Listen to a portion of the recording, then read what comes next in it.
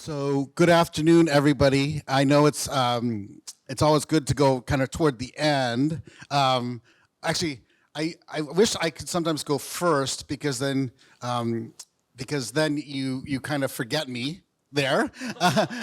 Going to the end, you remember, hey, what did that person say? My presentation is a thematic analysis of 5 years of scholarship published in Multicultural Perspectives. I did bring some copies of the journal, and I brought them around during the break. This is the journal of the National Association of Multicultural Education in the United States. Of course, the same kind of very similar name to the Korean Association of Multicultural Education, the equivalent in a way of Multicultural Education Review. So today I'll be talking about the work in the journal and sharing that with you. This is probably way too much information, but I think I'll start with an introduction, talk about the journal itself, talk about the years of the journal overall, and then I want to talk about the themes that emerged as I did an analysis in preparation for this conference. And it was actually really exciting to do this analysis, to sit with it. I want to thank the person in the back. I didn't catch her name, but she's wearing a white sweater there. I right before the presentation, I said, I've got some slightly different slides than the ones in the book, because I was working on it throughout. I was working on it this morning, adding to it, because there's so much to talk about. And so I really appreciate the help. And I want to eventually, hopefully we'll get to this, but I want to have you think a little bit about how do these themes that we'll talk about in the next 20 minutes or so, how do they possibly connect to the work here in the Korean context? I'm not saying that they're the same, not saying that at all, but what I'm saying is, in what way might some of these ideas apply? What can you take from the analysis embedded within this journal that say, okay, this is something we can think about within a Korean context? I think I want to start, with an appreciation. Anne mentioned earlier she's been, was it 2000, what was the year? 2013. I wish I could remember, I'm getting old, but there was a year, one of the first conferences, the idea, I think, was to have it in different parts of Korea. And I remember going to one of them in the far south of Korea with Dr. Cha. And I remember this vividly. I wish I could remember the year. But I remember getting off that bus, because you had to fly to Seoul and then take the bus, and you get off this bus, and I didn't know anybody. And there was Dr. Cha, and he took us to a Korean restaurant there and kind of welcomed us warmly, all the international scholars who arrived and Korean scholars. And it was just a lovely feeling to arrive after a long day to a welcome. And I just want to say that to the people who are here, who have hosted, Dr. Song, Dr. Mo, all the people who set up the technology. It's not easy, it's a lot of work. And you always make people who come from all parts of Korea, but also from overseas, welcome. So I just want to say thank you. Our steps. What's that? Our steps. Yes, that's right. I think I want to talk a little bit about myself too, because I think the context matters. Who is this person speaking, to you? Where do they come from? I think my colleagues talked a lot, different ways about identity, and how do I figure out who I am relative to the work that I'm going to do? I want to share, I wish I had it, but one of my favorite photos of my mother is she's standing in front of a big kind of globe at the Manila airport. My mother was one of 17 children. She was the third child. She was the picture that I have hanging in front of my desk that stares right at me, is a picture of her. She was the first one to leave the Philippines.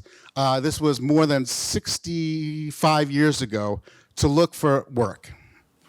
She was the first one in her family out of 17 children. And in that photo, there's about 20 or 30 people with her, seeing her off. Her brothers, her sisters, her aunts, her uncles, my grandfather, my grandmother, saying, you will do this. You will do this. You will make this happen. And I think sometimes about what might have been going through her mind with the uncertainty of stepping onto a plane to go to Chicago to be a nurse and not knowing anybody, right? Nowadays, we can see on YouTube what it's like to live in Chicago, right? Videos about Filipinos living in Chicago, right? But what does that look like if you're going cold? I'll use the word cold, like not knowing anything. And my father as well. They eventually met in Chicago. They went for jobs, and they fell in love, another story. And then they had 4 children, and I'm the third of those, third oldest. I was raised in Chicago. I was born in Chicago. I went to school in Chicago. Then I went to school in Indiana. And then I taught in the Bronx, New York. And then I taught in Kobe, Japan for 10 years at an international school. 6 of those years full-time teaching, 4 of those years being a principal. After 10 years in Kobe, Japan at an international school, I decided to go back to graduate school to study more about teacher education, to get my PhD. And after finishing, I've worked as a professor for, I think it's 15 years now, as an assistant professor, associate professor, department chair for 6 years, and associate dean, and now dean. I share that with you. I'm taking up some of my time here before getting into the presentation because all of those things determine how I look at research, right? I can't detach myself from being the child of immigrants. Taking one of my colleagues here, I can't detach myself from, attacks on anti-racism happens to me, right? Right. So I can't say it's just this thing happening out there. It's happening to me in real time, right? And so these things just roll into one another. They become cyclical, right? So I want to share that just to provide context for who I am, rather than just going into the presentation. I don't know if we'll get to this, but maybe during the discussion, I'd like you to think a little bit as we go through my presentation about particularly this second question: how might the themes that we talk about particularly relate to the Korean context? So just as an example, one of the things I hopefully will get to is a theme that is embedded through a lot of research in the journal that I'm the editor of, is working towards the creation of schools that are anti-racist. Just to be clear, fighting against racism actively. Anti-racist, right? We're being very literal. We're being upfront. We're saying this is what it is to be anti-racist. And this is who we're going to be as a school community, right?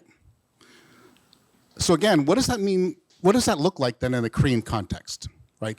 The formation of schools that have an explicit strategy to be anti-racist.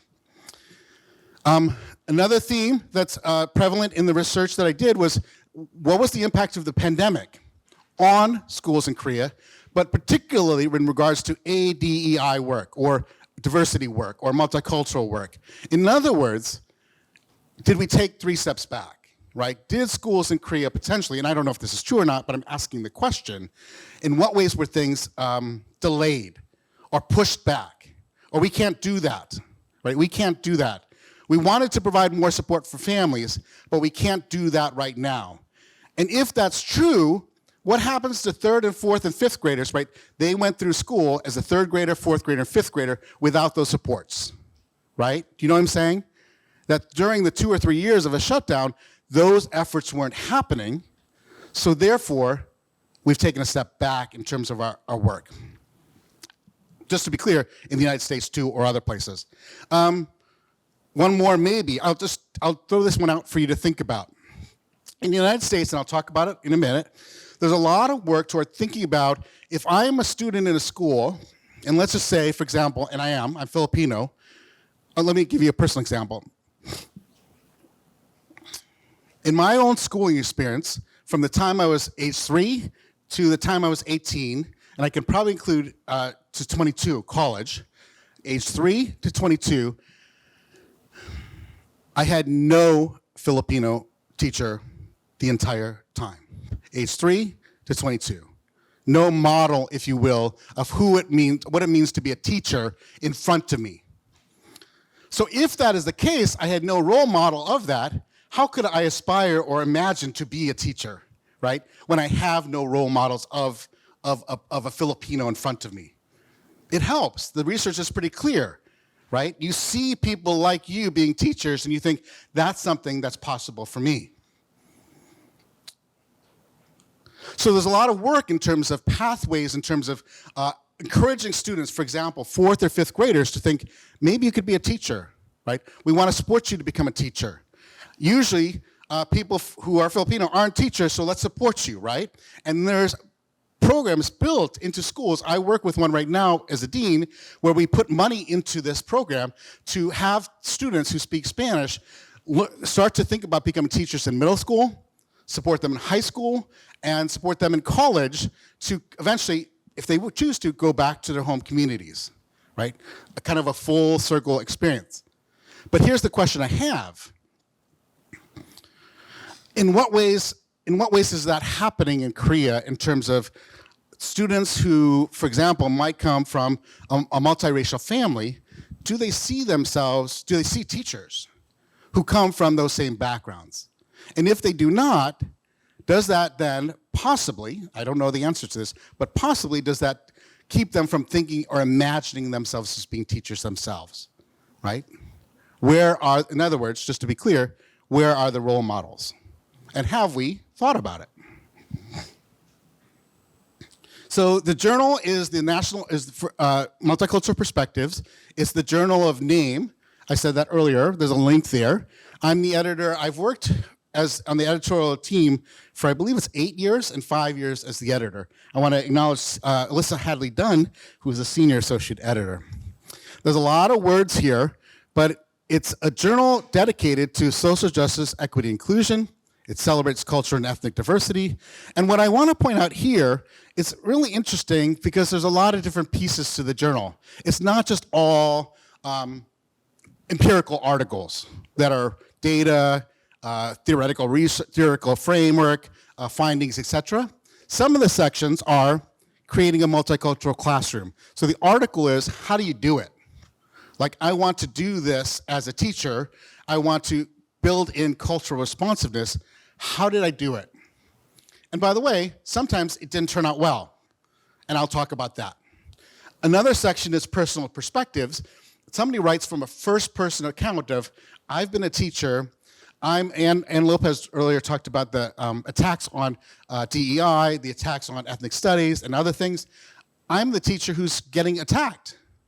So what does that mean? What does it look like for me to persist, to keep going? What keeps me going, right? So these are very powerful articles written from personal perspective. 3 sections. The Advancing the Conversation one is the more empirical articles. 4 issues a year, 8 or 9 articles in each issue. And so I was just doing the math in preparation, about 32, 36 articles. Double-blind peer review. There's about 58,000 annual downloads of articles in that, of an issue, of a year, and a 24% acceptance rate. But thinking about this number right here, and let's just make this 40 just for a minute, 40 articles a year, or 30, whichever one you want. Because it's 30 years, it's 12,000, that's 1,200? 30 times, I should know the answer, but a lot of articles, right? Over 30 years published. And having, the reason why I said earlier I'm so excited about this is it's an impactful thing, right? To publish that much research over 30 years. This journal is read by people, by teachers doing the work in classrooms. This journal is read by teacher educators in university settings who use these articles in their classes. Right? So my point is, and again, I wasn't here for 30 years, but it's having an impact. So what does it look like then? I want to talk a little bit about many of you received this right here. And what I did is, it's pretty simple. I basically took all of the titles of the articles over 5 years and typed them out, or copied and pasted them. So you'll see on the first page, if you're looking at the first page, I went backward, from 2022, and then did 5 years back, so 2022, 2021, etc. And just so you know, some coding here, ATC is advancing the conversation, CMC is creating multicultural classrooms, and PP is personal perspectives. So at the end of each title, you'll see one of those codes.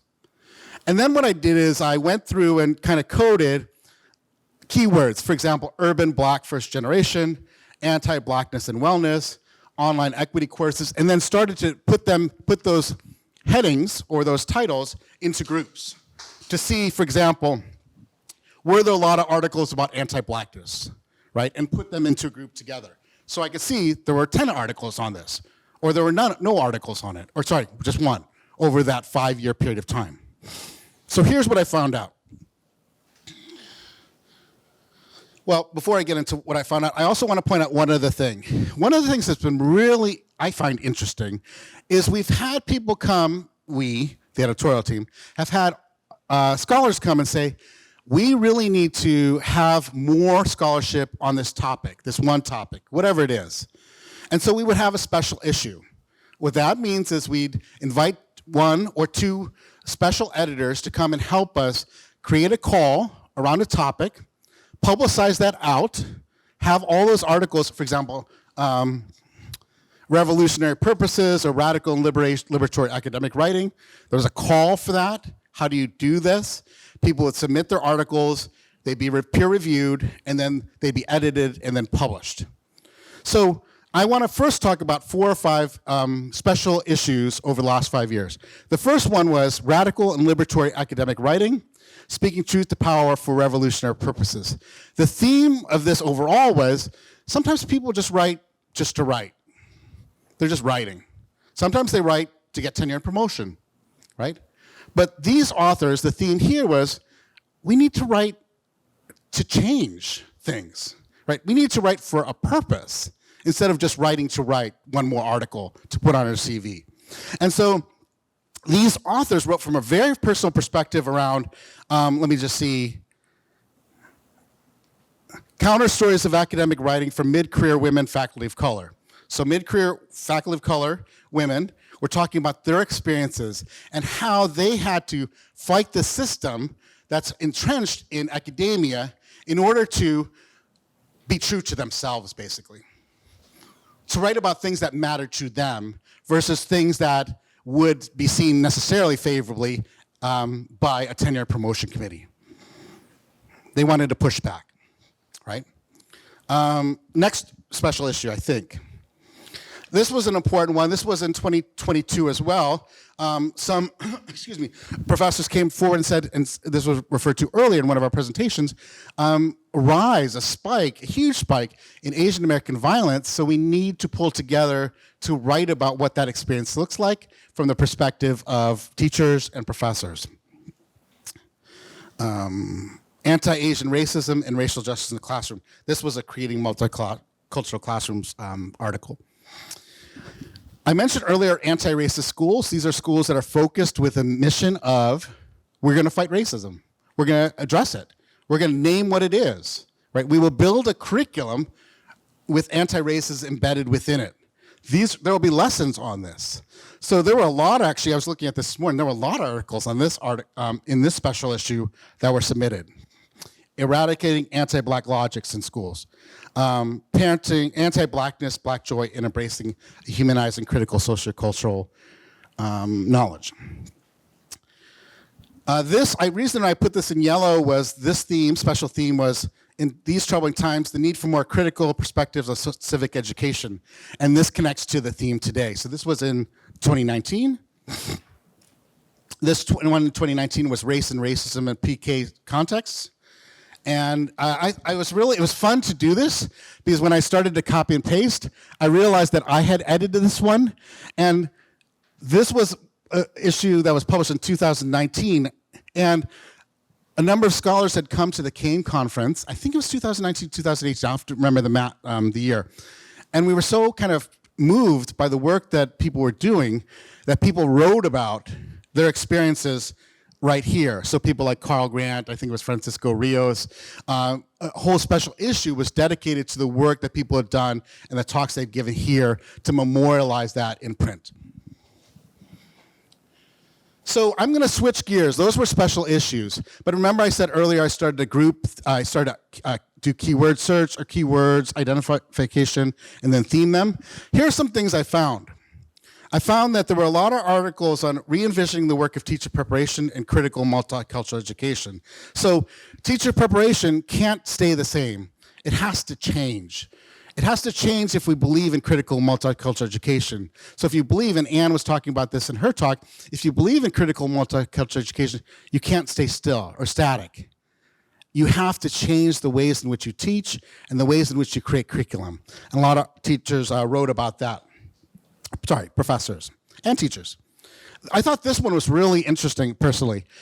There's a lot of articles, or 4 at least, about art as a vehicle. And this actually related well to our presentation earlier it's about expressing oneself. It's about finding ways into thinking about identity through the medium of art, through a discussion, through a performance.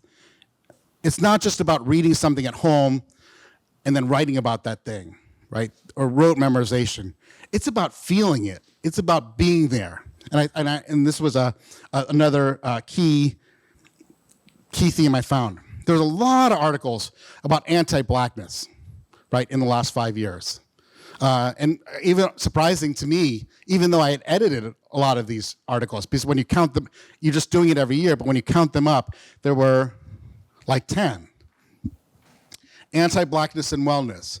Examining black herstories. This means histories, but with a female perspective. Herstories and digital lesson plans. Going back to Anne's presentation, how to use pedagogy to construct anti-blackness. So articles on that topic, about 10. And you've got these, I'm going to go fast, but you've got them in your PowerPoints there. How do you do this in terms of catalyzing anti-racist schools and teacher approaches? This was more recent, of course, but we're getting more and more articles about what does it look like to teach during a time of pandemic, and how does this impact the work, right? The impacts of the pandemic on equity work. I personally think this theme's really important because that's a lot of my own writing and research. I skipped that earlier, but I write a lot about the experiences of refugees myself as a scholar, write about refugee students and their families and their experiences in school.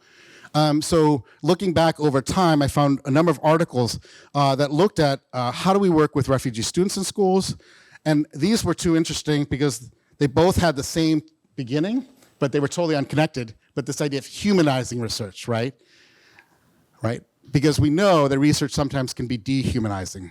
That is, researchers go into a place or a setting or a context, and they're really not about people. What they are about is about writing an article, right? And so how do we think differently about our work as educational researchers that is actually humanizing the space that we're in, that creates better conditions, or I don't know, better, but hopefully conditions for growth are in place instead of a wake of people feeling bad about your interaction there. So I think I'm almost at the end here. I started with this, the slide here around how does this apply to the Korean context, but I wanted to say a few more things and then I'll close here.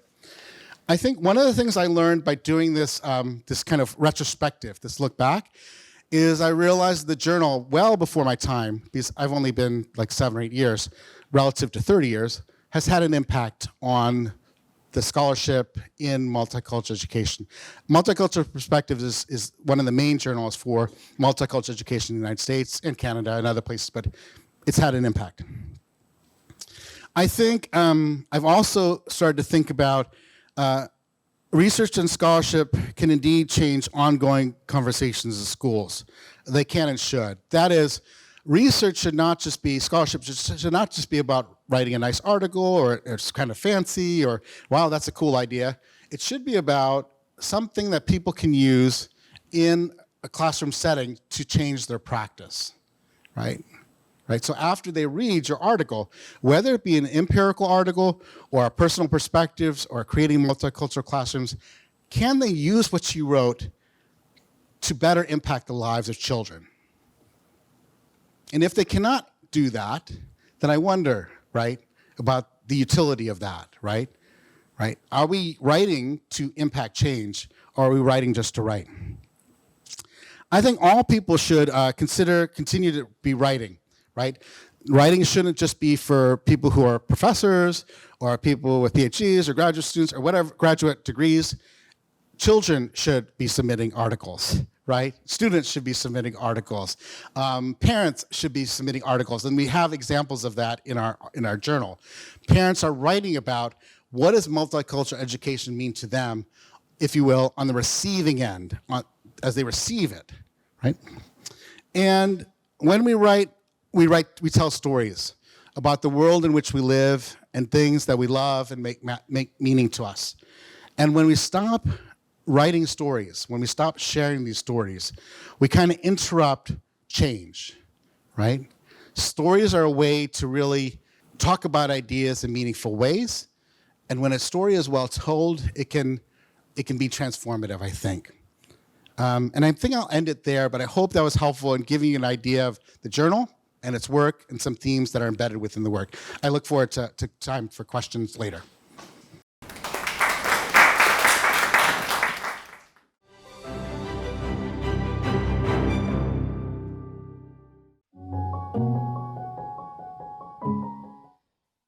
Yeah, basically, I always introduce me where I came from. So I'm from Oregon, state of Oregon is nearby California. So there is a the map where we located because most of people don't know about Oregon. So that's why I always include that anyway.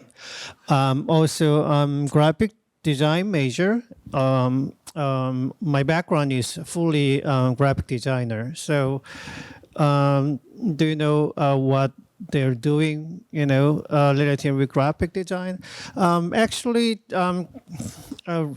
graphic design is, we can say, visual communication design. So we are creating something like communicate with visual. So we are communicate with verbal at the same time visual. So mostly I'm doing so many things here. That's kind of my research and teaching areas. So mostly interaction part is something like recent one. So, but basically what I have been doing for related with graphic design is the identity design first anyway. So that could be logo design. So when you build your business, you should have the logo first. And then they just developing their kind of characteristics with visual applications. So recently we are, of course, doing application design, which is app. So without app design, you cannot learn the business. Of course, before that, we are creating the web design because graphic means two-dimensional, things usually we dealing with, but since then we have to dealing with so many media. Media means something that on the screen. So that also we are dealing with so many print kind of materials, which is dealing with CMYK color, but recently RGB is most important color because we are so dealing with visual and then something like that. So at the same time, typography, of course, without language, reading language, you cannot survive. So we also designing typography. Of course, today I'm not gonna say typography or application design. And then most recently, really important thing is service design. We can say usability, user-centered design. So that's kind of what I'm research on anyway. Also, design thinking is quite interesting because of usability is all related our life. Also, empathy. So without any your emotional movement, of course, a recent business cannot survive. So that's why many companies they are previously we are hired as okay, can you make it a logo design for our business, because without logo, how can you open the business? So that's why that was a job for the graphic designer. But now they are more working with us for how we just improve service, how they just curious about the users or clients kind of emotional movement, because without that they cannot survive at this moment. So that's also related with culture. So not gonna say about that today, but actually the cultural difference is really important anyway. They have to understanding of color, also their, a deep history anyway. So usually, Chinese people, they really like red color, so that's why even Starbucks, they are using the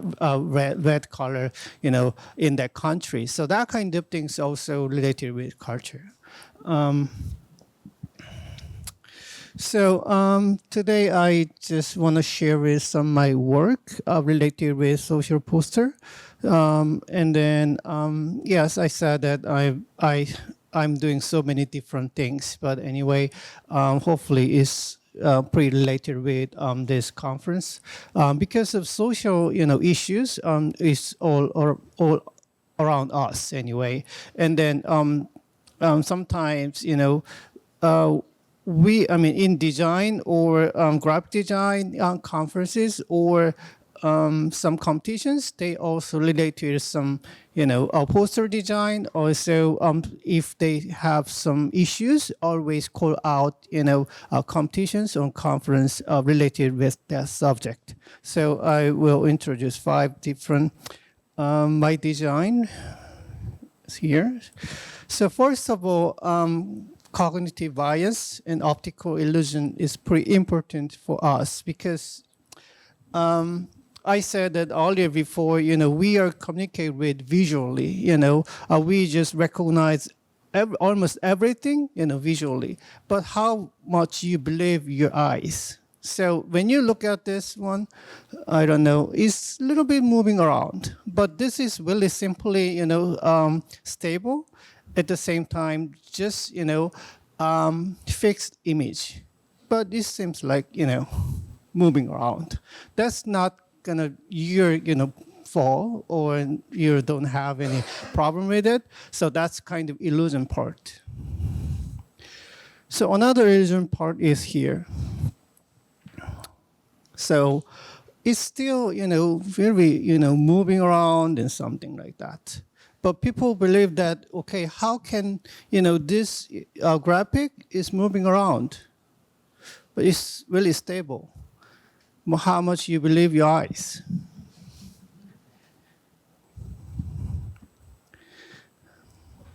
Yeah, it's straight line. Even color, so this is really important. I mean famous, image. So A and B here. Show shadow. Is it same color or different color? Same, different. I'm gonna share. Yeah, it's same color. It's gray. It's not a magical trick. How about this here? So I'm only using the RGB. That is number 153, even 3 numbers. Yes, right? It's all the same color, bricks here. And then black lines and different color here. So actually, my students, they always learning how difference between A and B here, but most difference between here is that black beside of here, the gray is different. Also right before, white, gray is different. So people open to say that maybe Filipinos came from or Bangladesh. They said that, okay, it's kind of something like this color. Maybe Korean is something like this color, right? But how much you have bias on there? How about next to the American African here? Then how can you say that, right? How about the white people beside of here, right? So that kind of recognition is, I don't believe it, and then that's not quite right. But we have so much illusion part of the racism on that too. Of course, it's a little bit different, but anyway, so I just want to emphasize totally different cognitions we have, especially for vision. how about this? This is also really famous, Raven vase.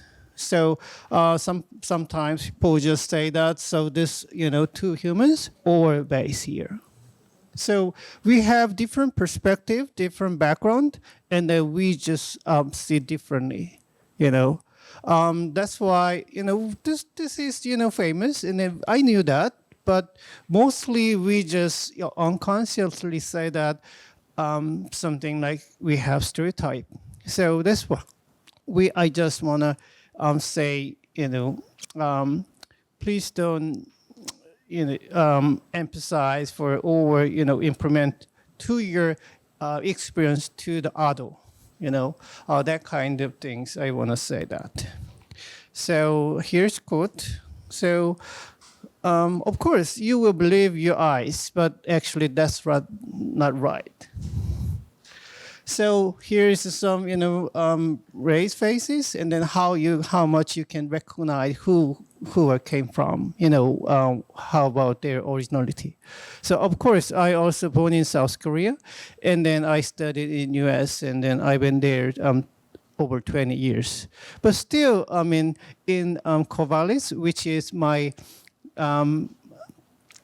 Corvallis is next to my school, and then next to Corvallis is really kind of, how can I say, is countryside, rural area.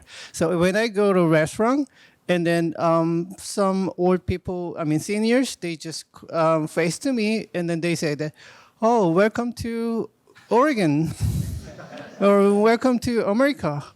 And then I just speak to them just a little bit English. Then, okay, oh, you speak English very well. And then enjoy with, Oregon. And then when you gonna go back to your country? And then I got a citizen, yes. I passed really difficult, exams. And then I knew maybe U.S. history rather than them, maybe, because I studied. But still that kind of bias there. And then people sometimes upset of it. But I just, okay, I will go next week to the Korea. Yes. And of course, you are walking through the New York or San Francisco, open to say that, go back to your China or something like, they open to say, I'm Chinese because, I'm Asian. So that kind of things face to me. Of course, until I died, and still they ongoing. That's why we are here. Maybe something like we need to change to their kind of unconscious, feeling of the Korean, Asian or other race. So they are really, deep thinking about something like different than them, especially in America. So again, we just communicate with our visual. So even me too, maybe my friends, if I go to some other country, we open to say, okay, he's Chinese, he is something like Japanese, because of what? That kind of things we have really, communication, me too. So that's why please don't believe your eyes, and then don't, imagine who came from. That's not important things anyway. Yeah, so this is, she looks, he or she, I don't know, maybe, yeah, looks like Chinese. That's why, hitting them. That's kind of not in America, it's in here, okay, in Korea. So looks like you came from Jeju Island, so that's why I don't like you. So that kind of things anyway. And then that's why, based on that, I just created this, simple work. I think we should think differently. And then I added this pattern, and then upside down is a little bit kind of waved the type. So please don't think you believe your eyes. And then a little bit seated, I have more, but anyway, so we embody imagination. So that kind of things. Social conflict also, facing us. So many social conflicts here. Basically, some religious, yeah. Next slide, I will share the religious. But anyway, a social conflict with a race. So I created this pattern or painting. And then it represents humans. Of course, it's a little bit obvious, abstract. But anyway, so I just try to use so many colors there, and then something like really sticky kind of blood. So I made it here. So then I have this here, and then opposite. Here's the represents of colors, skin or blood. And then this is a simple black and white, which is we are all the same human anyway, and then connect with. And so this is my final piece. So it's all connected anyway. We are not separate. And then, yeah, of course, just doing some, exhibition at the gallery or apply to the some competition. Also, hierarchy of the people in the society. So, yes, we have this kind of hierarchy. Yes, I don't know where I am, but anyway, usually people want to be, on the top. But actually, can be upside down because of I'm only one there. I met my wife, and then get together, and then multiply, and then get more and more. So that's why maybe came from many of them, and then top of there, or I just want to more. So. I like this guy anyway, Jun-Bum. He is the philosopher, and he said that in a world that is really upside down, the true is a moment of the false. Which is true, which is false, I don't know. So there is so many, conflict with. Also, the media we talked about, but also I don't believe that that's true or not. But most of situations or conditions, we cannot say which is right or which is wrong. So, so that's why I created this. Anyway, most people say that, oh, okay, I'm step on your head, and then go to next step and next step. But actually, you're on the top or at the bottom. So yes, we are all connected. You just think about you're on the top. So where? And then you can be your bottom. And then when we die, we just go to the deep on the earth. So. Religious conflict. So many, we are facing two religious conflicts. So I created something like, some, how can I say, symbol. I'm using the symbol of the religious here.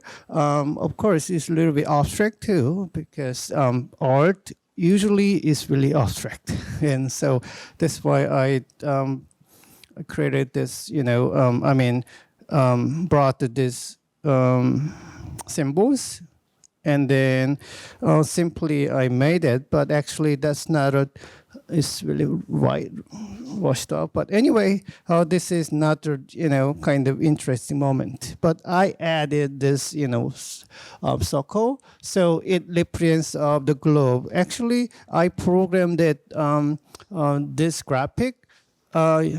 Recently, I'm using many, I'm not a CS major, but actually I'm just do the coding and then interaction, dealing with interaction design. So that's why I programmed it. So actually this one is programmed it, and then it's moving around. And then it's kind of unpredictable kind of graphics because it's ongoing, kind of situation or problems. So I created here.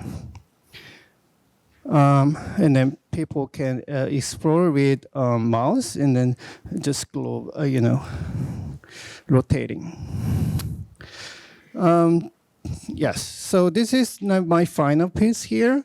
So in 2019 and 2020, it's maybe Dr. Kennedy from Hong Kong, and then it was really shocked anyway when I was in there, protest. So actually it was really big.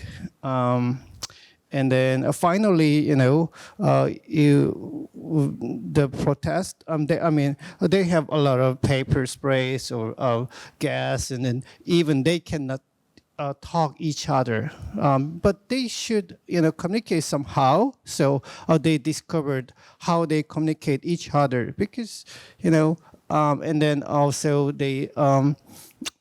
Of course, how can I say? So I recognize this one too. Sometimes if you cannot say something, verbally, you should make something, gestures or sign on the body. So that can be, body language. So Joshua Wong here. So anyway, they. Protesters, they are using their own kind of body language during their protest. So they need some umbrellas covering something. So and then they should have something like delivery to the helmet. So they should say that and then delivery to their kind of things. And then eye mask they needed. So anyway, they just communicate each other. They made this kind of symbolize some meaningful things here. I inspired for that moment. So I using the lights. So then I made this graphics, and then I just want to introduce to some others, for this really kind of important moment to the others. So that's why I created this. So the wrapping and then, cross it and then enough supplies or something like this. So thank you.